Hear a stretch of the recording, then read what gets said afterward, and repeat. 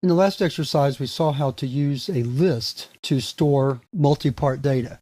In this exercise, we're going to look at that grade data again, and this time use a dictionary to store the data. Using a dictionary is a much more natural way of storing this particular type of data because a name and a grade are related as a key value pair.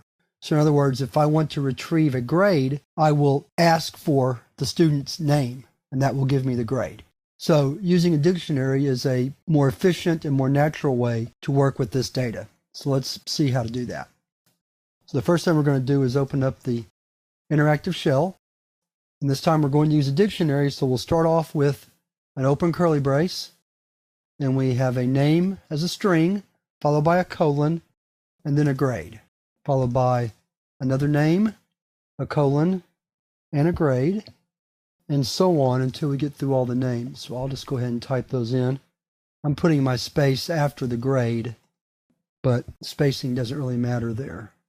The most important thing is to have the colon to separate the key from the value and to have a comma between each key value pair. And this will be our last grade. So we close with a closing curly brace.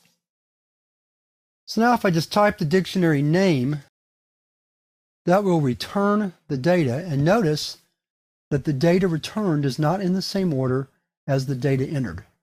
That's an important aspect of dictionaries.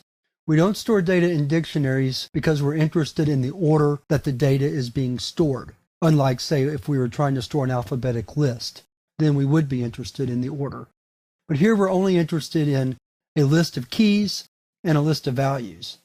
So the fact that Clayton appears first in the list when we retrieve it, even though it was entered fifth in the list, really doesn't make any difference.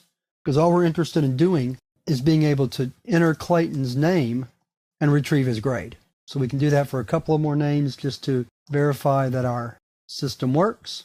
And there it is. Also remember that if we're interested in what the keys are, we can use the keys function to return a list of keys. And likewise, we can use the values function to return a list of values.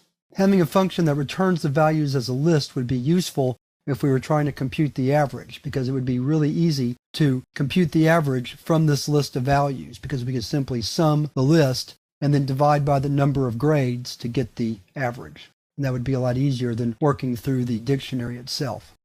So that concludes this exercise, and what I wanted to demonstrate was, first of all, another example of how to use a dictionary, but also to point out that a lot of times the data will suggest to you the type of data structure that you should use. And this type of data is certainly more structured towards a dictionary than a list. We had to go through a few contortions to get the data out easily in a list, but with the dictionary it's just a matter of typing in a key as an index to retrieve a grade, and that was very simple. So with that, we're finished with this chapter on data types and data structures, and we're ready to move to the next chapter where we're going to talk about input and output in Python.